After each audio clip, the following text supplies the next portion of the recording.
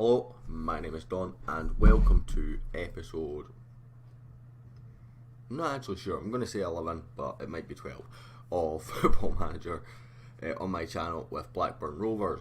Today we are taking on the recently relegated Hull. They're currently sitting 10th in the league. We are 21st. We've had an awful start to the season. We're about to go through that. The previous game we played the league leaders Wolves, and in the next game we play also recently relegated Middlesbrough. Before I sort of get into this episode, I need to apologise for the lack of uploading. Basically, it's taken me about 6 or 7 hours just to process the last month of this game. Since my graphics card went, my processing time has been drastically increased. I've not been able to afford to replace it straight away yet. On the positive note for that though is my car was off the road. I literally just sold it yesterday. I gave it to a guy who needed parts for the same amount that the scrapyard gave it for me.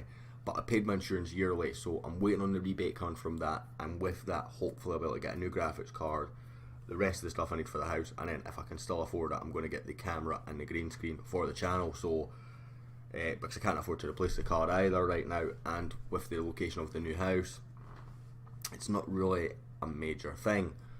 So one transfer to talk about, it's a disappointing one. Jai Quitongo has left for West Ham for 950k. It's worth 1.9 million. It was worth 1.9 million, but it had a release clause that I signed last year for 950k for a team in a higher division. When I signed that, I thought, oh, it's not going to be too much of an issue. He won't get a whole lot of game time. By the time that he's ready to be at that value, I'll got him a new contract. Unfortunately, because he's had all that game time last year, it didn't quite pan out like that. I think he played a lot off the bench in particular, developed a new position which increases his value a little bit, and I tried to offer him a new contract. We were in negotiations, and then on deadline day West Ham triggered that release clause. They'd come on with a couple of offers that I rejected. There was one that was maybe slightly better than triggering the release clause, but it was all add-ons, so I turned it down, and then they triggered the release clause right at the end of the day. No time for a replacement, so unfortunately we have lost Jai Quitongo and not had time to bring in a replacement. Call that my fault if you wish.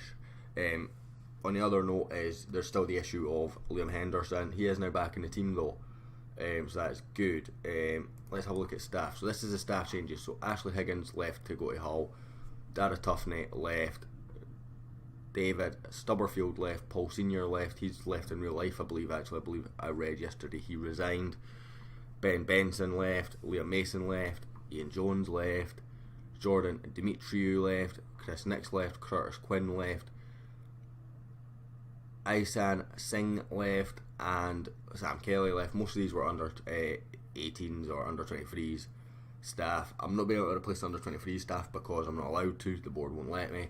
But as you can see, I've brought in Simon Cooper as my under 18s coach. He's decent, not spectacular, but decent. Paul New as the under 18s physio. Jason Cummins is the chief data analyst. Now I said this, I don't know what stats you need for a data analyst, so I literally just searched by Scottish because I thought I'm Scottish, makes sense to bring in a Scottish one, and just searched by name, and then Jason Cummins comes up, and our best striker is called Jason Cummins, so I thought, why not?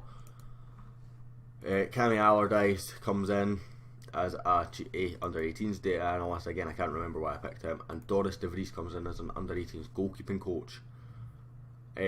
Motivating is the one thing that sort of lets him down, but everything else is decent enough. Technical and tactical is not the best either, but it's his first role in coaching, bags of experience at this level.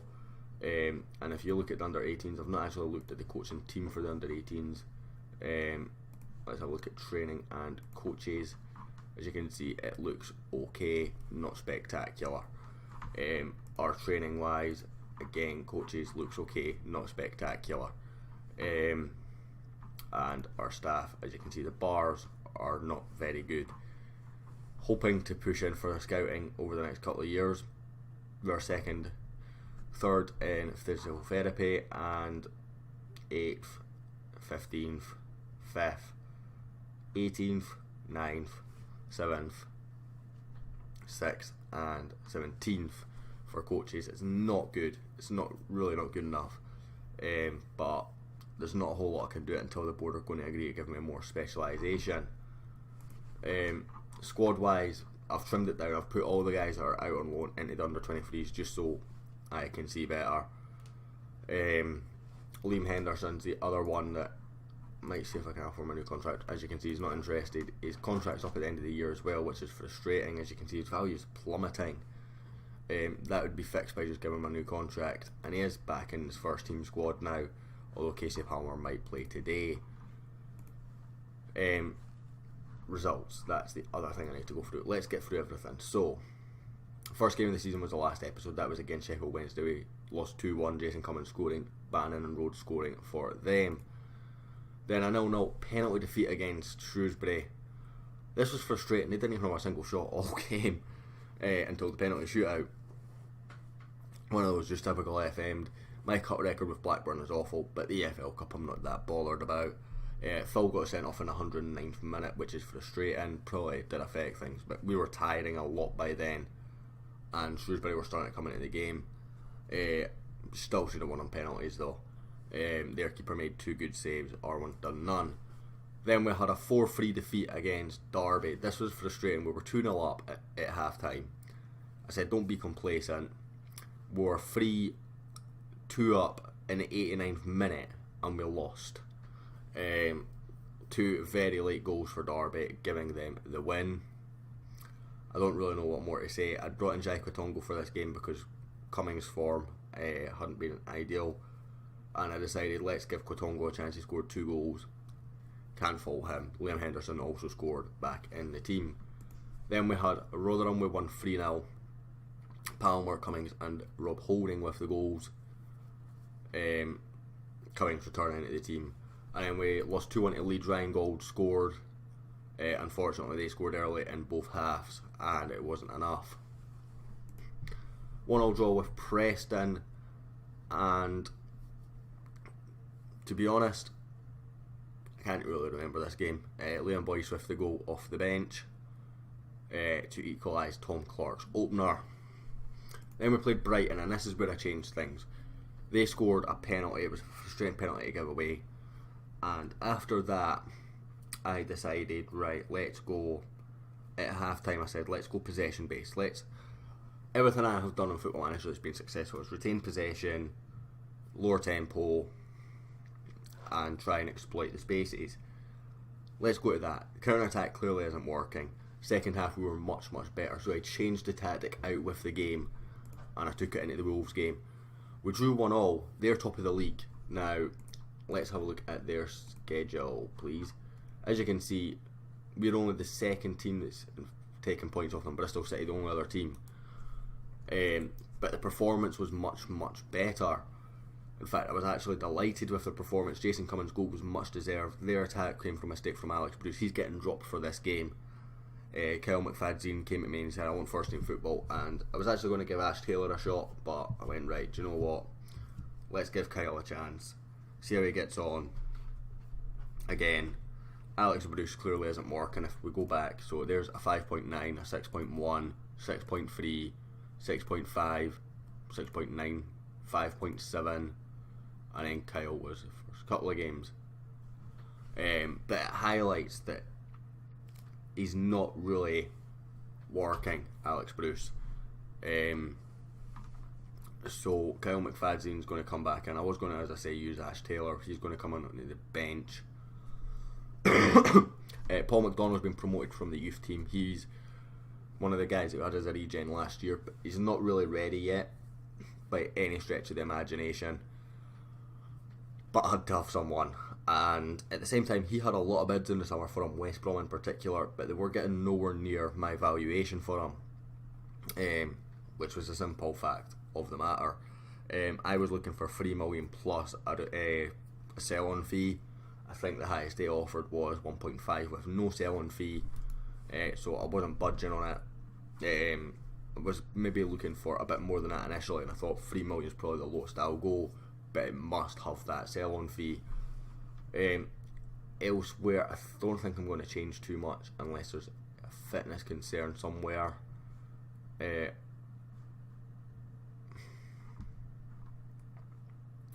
Jordan Clark's one that I was actually tempted to bring in, but his match fitness is too low.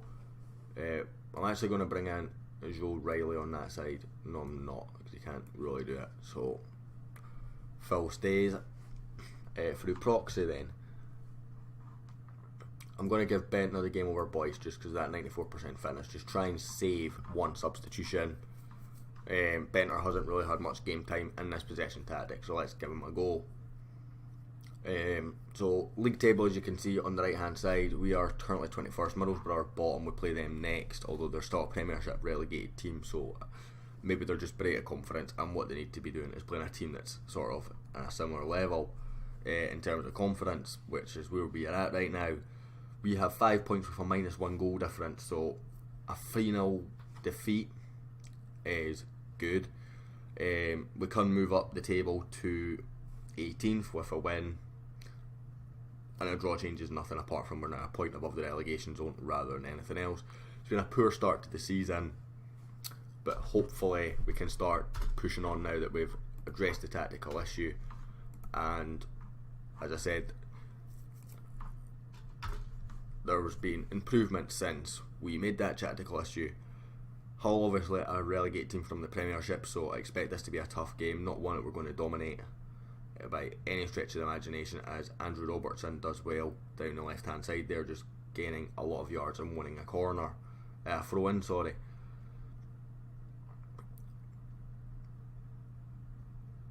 Although Mason's just sent him down the river at the end of that pointless highlight. Looks like we've got a free kick here, Ryan Gauld to take. It's well over. Not scored that many free kicks with Blackburn, to be honest. In fact, set pieces have been an issue in general. I'm tinkering with the corner tactic, trying to get it to work again. Defensive corners, we were horrible at the start of the season. I've now addressed that, I think. We'll find out in this game, hopefully. But I think I've addressed that and sort of know what I've done wrong. And it wasn't too big of a modification to go and fix it. It was just literally move one guy from one position, just swap guys around basically was what I was thinking. Jason Cummins, that's a good save by David Marshall. I think it was straight at him, but still good save, hit with a lot of power. Phil back in for Cummins, but it's too close to the Scottish international goalkeeper. I'm still also working on the attacking tactic. I can't get it working for whatever reason. I don't know why. It worked so perfectly before. I think there was an update, so I don't know if there was maybe a flaw in the system that I found by complete accident. And I believe the tutorial did help a number of people, so maybe I found a flaw in the system. I've done the tutorial and SI have went, well, wait a minute, that's bugged. I thought the amount of goals that was scoring was realistic, 1 in 3, particularly when I have quite an aerial team normally as well. Gauld to Pellinar, that's a poor ball in, back to Pellinar though with the clearance. It's a good ball in this time to Jason Cummins, and he's found Nicholas Bentner. He's hit it anyone in the goal, and it is in apart from there. Gauld with the corner. It's a decent one this time, but Marshall comes and collects.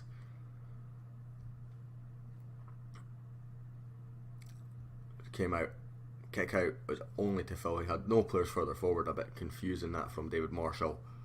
Phil to Prestia. Back to Phil. Ryan Gauld. Oh, a huge deflection just wide of the post. I don't think it was on target initially, but a bit unlucky with the deflection. Phil brings it out. The Ghanaian steamrolling forward, finds Nicholas Bentner. Henderson. Gauld. Pellinard. Good ball back for Gauld. He's found Bentner, and that's his first goal for Blackburn. Lovely finish. Straight in the top corner. Pick that out, son. David Marshall left with absolutely no chance. And the big Dane justifying his price tag finally. He hasn't done it so far for us. He's been very good in the build-up play, but not so much in the goals department. But he finds a good position here. Gauld finds him. First time left foot. top corner. David Marshall left with no chance.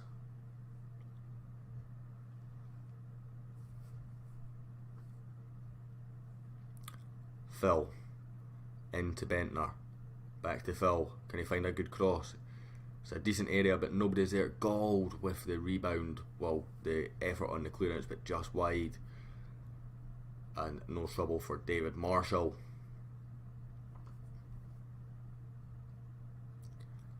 Well earned lead, it says at the break it down the bottom, so I'm taking that as a positive. Keep it up is basically what I'm going to say. Don't want to say guard against complacency, it's only 1-0. I think that would be a bit much, a bit early. Holding, Prestia, Pellinard, commentating on pointless highlights again. Cummings. And Hull on the counter now. Rob Holding, ushering. He has been probably one of the best signings we've made. He's been an absolute rock at the back. Rob Holding.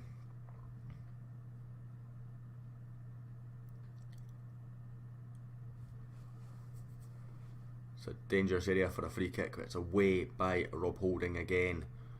Andrew Robertson picks up. Phil on the loose ball. He's got men inside if he can find them, but he's decided to try and run it down the wing and lost out. Holding away again, only as far as Crowland Deli though. Gall just about does enough, but can't quite get there. Vidra, he's in. It's past the post. Suspicions there of offside for me. Nonetheless, it didn't go in, and it's irrelevant. Robertson, Cronendelli, Forestieri, Vidra finding space again. And for that, I'm going to go to player tactics. I think it's Prestia. Edit. Man mark specific player, please. Is this Prestia guy? There we go. They're playing with three strikers right now, by the looks of it. Confirm changes. Yes. Let me just have a quick look at the Hull formation. Yeah, so they're playing a 4-3-3 right now. It's interesting. Never seen the AI go with a flat 3 strike force, which isn't a bad thing, but I'm not really sure how to deal with it. Kind of want to bring Jack Thompson on for Liam Henderson and move Ryan Gold further forward, but I'm a little bit worried about his fitness. Worst comes to worst, we can bring Gold on, move Cummings back, and Liam Boyce or Paul McDonnell up top, I think. So we'll make something work. Rea with the big clear out with the goal kick. Doesn't find his man. Hernandez, Vidra, Forestieri, Abel Hernandez in space this time. Vidra, it's away by Prestia. Forestieri, Rob Holding, Bentner. His touch is poor. Vidra, he's played on by the fullback. It's Phil who's had an absolute shocker there.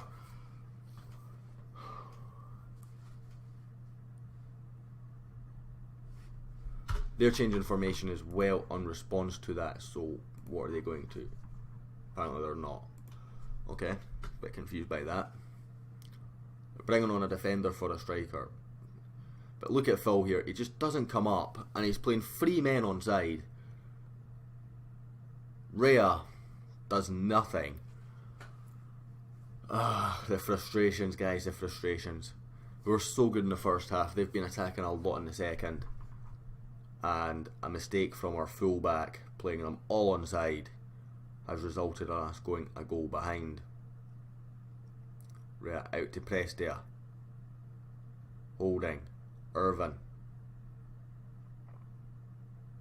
The poor ball from Jackson Irvin. But he wins it back. But the tackle falls to a Hull shirt. March, a guy that gave us a lot of trouble last year. I can't remember who he played for, but it was a team in blue. Abel Hernandez. Down the wing, gets a decent ball in. It's away. They actually playing Wilkie up front.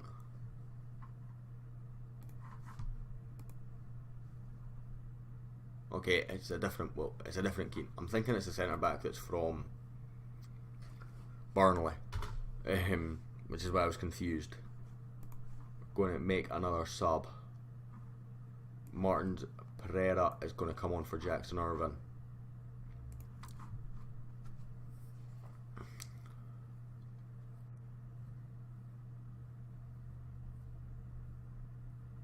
Abel Hernandez has picked up an injury as well, which is good for us. One less dangerous player to worry about. Martins Pereira, that's a great challenge, son. Phil, forward for Bentner. He's got it down, he's found Gold. I think if Gold can control it, but he can't get past Andrew Robertson, the young Scottish international fullback. Gold with the corner. Jack Thomas can't get there. It's cleared only as far as Nicholas Bentner. Gold. Robertson ushers him out. One more highlight and then I'm making my last sub. We'll see what happens here. McFadden away. Bentner. Martins Pereira. Gold. Pellinard.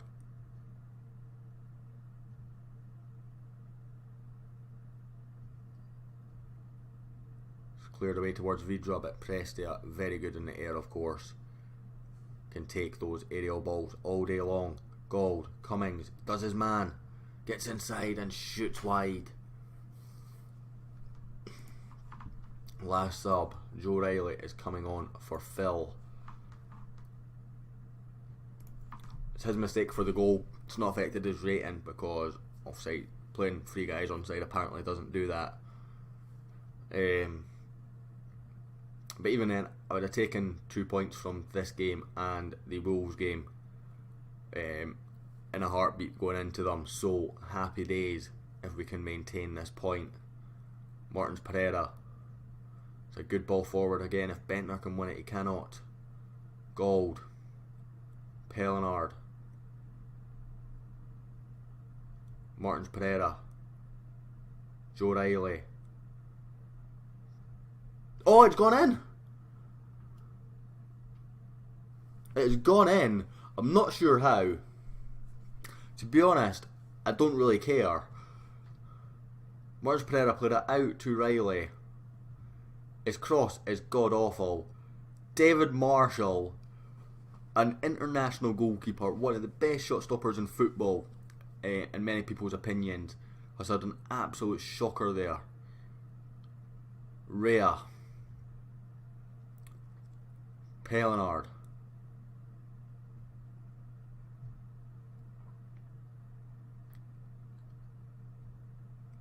Bentner back to Gold. It's full time at the KC and we have got a win somehow. I think we deserved it on the first half, but based on the second half, Hull definitely came back into the game. Nonetheless though, delighted with that result. We're on a 0 goal difference, which is the best of the bottom half now. Of course our defeats have been quite low defeats, we've been quite defensive, but still fairly happy with that. We have a decent defensive record, we're going forward okay. If we can start turning these small losses into small wins, we can move up the table. We're only 7 points off the playoffs, so it's not a disastrous time to start turning around our season. Got a bit of luck there. I think we deserved that bit of luck. But happy days. Ryan Gold's improving it, and Bentner has ended his goal drought. That will end this episode, guys. Thank you very much for watching. I hope you enjoyed. If you did, a like and subscribe is always appreciated, and I'll hopefully catch you all next time.